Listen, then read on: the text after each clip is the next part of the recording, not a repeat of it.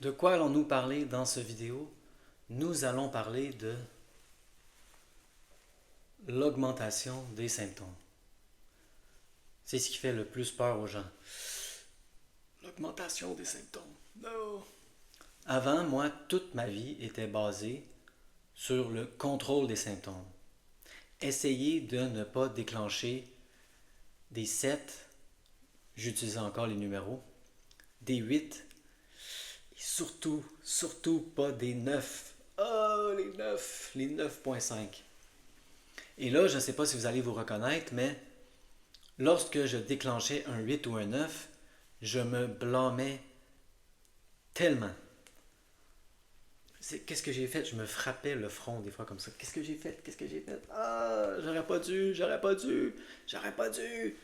Je suis tellement stupide, là, je viens de déclencher un 9. Ah! Capoté. C'est ce qui fait le plus peur aux gens, souvent en symptômes, en douleur chronique, l'augmentation des symptômes.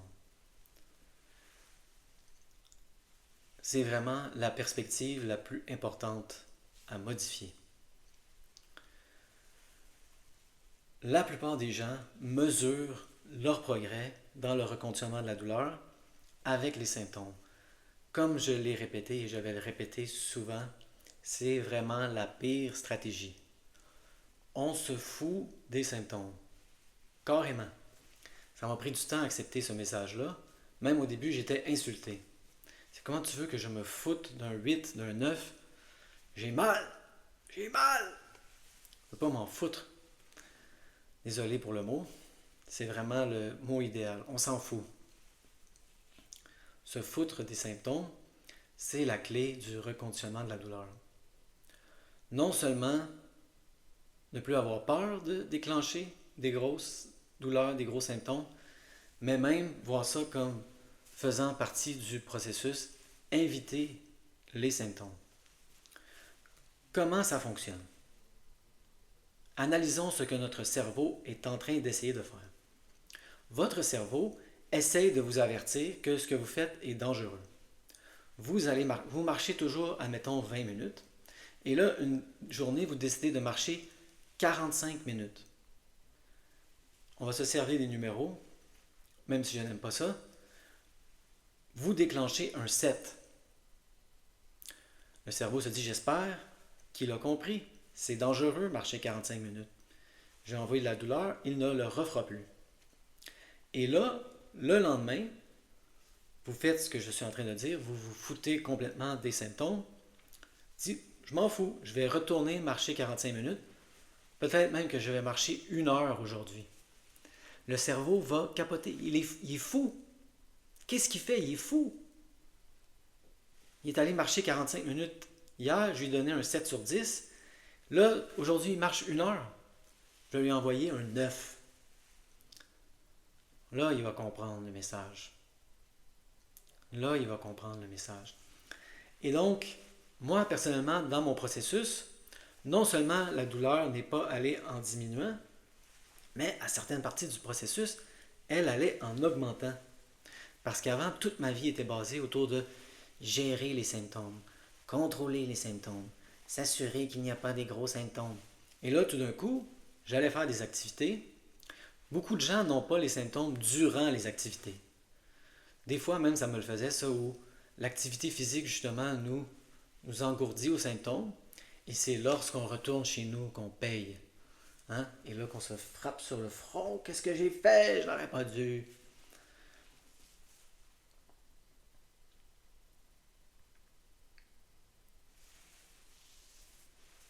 Oui, vous auriez dû. Oui, il faut confronter les symptômes. Et le cerveau ne ferait pas son travail s'il ne montait pas le son de la douleur.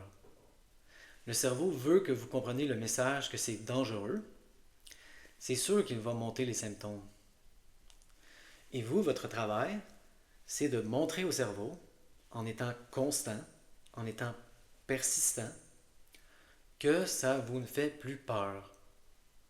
Oui, on le dit au cerveau, on parle à son cerveau, c'est très important. Vous le dites, vous êtes ferme avec votre cerveau. Oui, c'est ça qui se passe maintenant, cerveau. On marche 45 minutes maintenant. on marche 1 heure même. Ce n'est pas dangereux. Je n'ai plus peur des symptômes. C'est vraiment la clé du reconditionnement de la douleur. Donc j'espère que ce message a été utile. Sûrement que je vais le répéter plusieurs fois. Ne pas mesurer nos progrès à partir des symptômes, même que, selon moi, une augmentation des symptômes fait partie du processus. Ça ne va pas être une belle courbe descendante. Ça ne fonctionne pas comme ça. Personne, à ma connaissance, n'a jamais reconditionné la douleur de cette façon. Il va falloir confronter, il va falloir défier, il va falloir challenger. Et le cerveau va vouloir vous avertir que ce que vous faites est dangereux et il va donc craquer les symptômes pour vous faire comprendre. Et là, le mot clé est toujours sécurité, sécurité, sécurité. C'est pour ça que la plupart des gens le font graduellement. C'est la seule raison. Beaucoup de gens, j'entends beaucoup de gens, des histoires de personnes qui passent d'alité à jogger, peu importe ce que c'est. L'autre fois, j'écoutais une histoire de quelqu'un qui a décidé d'aller surfer avec un mal de dos énorme. Il lisait les livres du docteur Sarno. Il s'est dit, il n'y a rien qui cloche structurellement avec mon dos. Donc, même une douleur extrême de 9 sur 10 n'est pas un problème. Il est allé surfer. Ce n'est pas l'approche graduelle. Si vous n'avez pas peur des 8 et des 9, ça va aller extrêmement vite. Mais il y a beaucoup de gens qui ont peur. Il faut se sentir en sécurité. C'est pour ça que la plupart des gens le font graduellement. On habitue le cerveau, on augmente. On habitue le cerveau, on augmente. On habitue le cerveau, on augmente. Mais théoriquement, on n'a pas besoin d'y aller graduellement. On pourrait décider un jour d'agir comme si on était correct à 100% en se foutant complètement des symptômes. Et d'après ce que je comprends, ça va extrêmement rapidement pour ces gens-là. Moi, j'ai fait les deux approches. J'ai été graduel au début.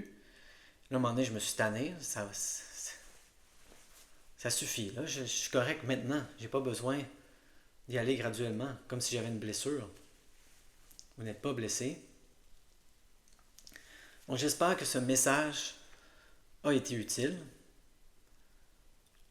Je vais le répéter beaucoup de fois. Ne mesurez pas vos symptômes comme la mesure de votre succès, la mesure de votre progrès. C'est la pire stratégie. La seule chose à mesurer, c'est mon attitude par rapport aux symptômes, ma persistance, ma constance et ma cohérence. Ça, je vais en parler plus. C'est la chose à mesurer. Pas vos symptômes. On se fout des symptômes. On s'en fout. Êtes-vous constant? Êtes-vous persistant? Êtes-vous cohérent?